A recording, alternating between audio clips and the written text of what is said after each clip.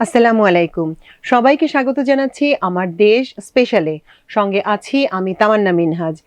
আমাদের আজকের আমার দেশ স্পেশালে যে নিউজটি নিয়ে আপনাদের সামনে উপস্থিত হয়েছি তার শিরোনাম, মোদির বয়ান উড়িয়ে দিলেন ট্রাম্প। নিউজটি লিখেছেন আমাদের কূটনৈতিক প্রতিবেদক বশির আহমেদ। চলুন দর্শক জেনে নেওয়া যাক এই নিউজটির বিস্তারিত। যুক্তরাষ্ট্রের প্রেসিডেন্ট ডোনাল্ড ট্রাম্পের হস্তক্ষেপে যুদ্ধবিরতি কার্যকরের 48 ঘন্টা পর গত সোমবার সন্ধ্যায় জনসম্মুখে হাজির হলেন ভারতের প্রধানমন্ত্রী নরেন্দ্র মোদী। পরাজয়ের গ্লানি আর লজ্জা মাথায় নিয়ে মোদী তার জাতির উদ্দেশ্যে দেয়া ভাষণের নামে যা বললেন তা ছিল মিথ্যাচার বা বাগাড়ম্বর। অপারেশন সিন্দুরের বিরুদ্ধে পাকিস্তানের পাল্টা আঘাতে সিঁদুরের রং যে ফ্যাকাশে হয়ে গেছে তার স্পষ্ট ছাপ ছিল মোদির চোখে মুখে। অপারেশন সিন্দুরের মাধ্যমে পাকিস্তানের ব্যাপক ক্ষতি করার পাশাপাশি যুদ্ধবিরতি নিয়ে মোদির বয়ান রীতিমতো উড়িয়ে দিয়েছেন মার্কিন প্রেসিডেন্ট ডোনাল্ড ট্রাম্প। মোদির দাবি, ভারতের হামলা থেকে বাঁচতে পাকিস্তান যুদ্ধবিরতি চেয়েছে, কিন্তু মার্কিন প্রেসিডেন্ট ডোনাল্ড ট্রাম্প মোদির দেওয়া ভাষণের ঠিক 1 ঘন্টা আগে হোয়াইট হাউসে এক সংবাদ সম্মেলনে সাফ জানান তার ধমকেই যুদ্ধবিরতি কার্যকর হয়েছে। শুধু তাই নয়, যুদ্ধবিরতি পরবর্তী কার্যক্রম নিয়ে বিস্তারিত কথা বলেছেন ডোনাল্ড ট্রাম্প। ট্রাম্প স্পষ্ট করে বলেছেন, এখনই যুদ্ধ বন্ধ করো, নইলে আমেরিকার সঙ্গে ব্যবসা করতে পারবে না। আগামী দিনে ব্যবসা করতে চাইলে অবশ্যই যুদ্ধবিরতি পালন করতে হবে। ট্রাম্প মোদি সরকারকে রীতিমতো অবাক করে কাশ্মীর সমস্যা সমাধানে মার্কিন মধ্যস্থতার কথাও জানিয়েছেন। এ ব্যাপারে প্রধানমন্ত্রী মোদি একেবারেই চুপ। ভারতের বিরোধী রাজনৈতিক দলের পাশাপাশি সামাজিক যোগাযোগ মাধ্যমে মোদির বক্তব্য নিয়ে চলছে ব্যাপক সমালোচনা। সেই সমালোচনার কোনো জবাব আসেনি মোদি সরকারের পক্ষ থেকে। উল্লেখ্য, মার্কিন প্রেসিডেন্ট ডোনাল্ড ট্রাম্প হোয়াইট হাউসে তার সংবাদ সম্মেলনে বলেন, মার্কিন কূটনীতিকদের মধ্যস্থতায় দক্ষিণ এশিয়া একটি পারমাণবিক যুদ্ধ থেকে বেঁচে গেছে। তিনি বলেন, আমরা পারমাণবিক যুদ্ধ থামিয়ে দিয়েছি। আমি মনে করি এই যুদ্ধ একটি পারমাণবিক যুদ্ধের রূপ নিতে পারত, যার ফলে মারা যেত লাখ লাখ মানুষ। ডোনাল্ড ট্রাম্প বলেন, যুদ্ধ থামানোর বিনিময়ে আমরা বাণিজ্য বাড়ানোর প্রস্তাব দিয়েছি। আমেরিকা উভয় দেশের সঙ্গে বাণিজ্য বাড়াতে প্রস্তুত। আগামী দিনগুলোতে আমরা পাকিস্তানের সঙ্গে আমাদের ব্যবসা বাণিজ্য বাড়াতে যাচ্ছি। ভারতের সঙ্গেও আমাদের ব্যবসা বাণিজ্য বাড়বে। ইতিমধ্যেই ভারতের সঙ্গে বাণিজ্য আলোচনা শুরু হয়েছে, খুব শিগগিরই পাকিস্তানের সঙ্গেও শুরু হবে। গত শনিবার তার প্রশাসনের মাধ্যমে যুদ্ধবিরতি হয়েছে মন্তব্য করেন ট্রাম্প। বাণিজ্যকে যুদ্ধ বন্ধের হাতিয়ার উল্লেখ করে ট্রাম্প আরও বলেন, মানুষ অতীতে কখনোই যুদ্ধ বন্ধে এভাবে বাণিজ্যকে ব্যবহার করতে পারেনি, যা আমি করে দেখিয়েছি।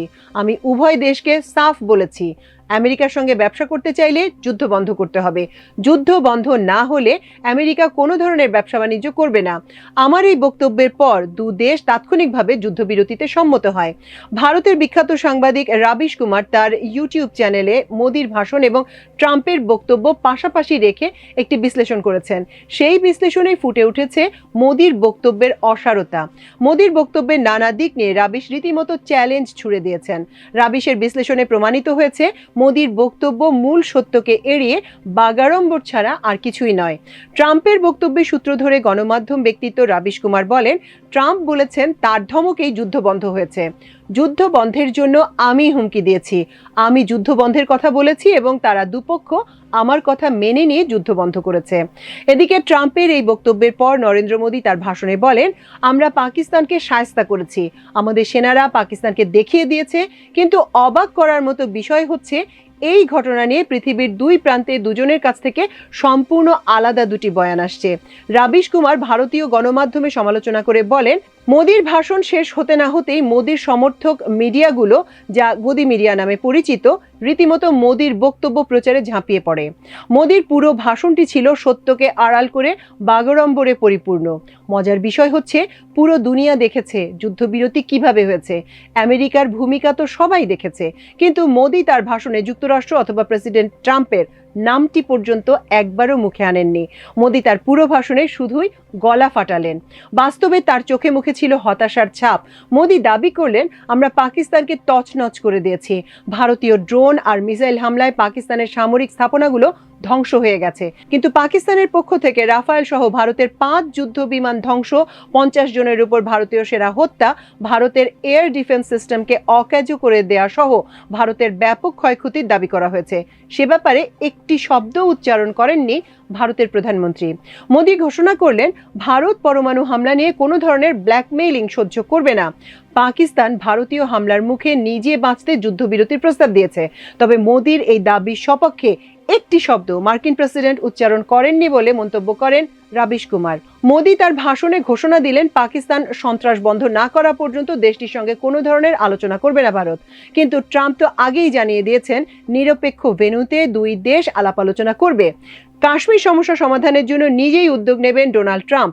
ট্রাম্পের এই বক্তব্যের মাধ্যমে কাশ্মীর এখন আন্তর্জাতিক ইস্যু, অথচ মোদি এ ব্যাপারে কোনো কথা বলেননি।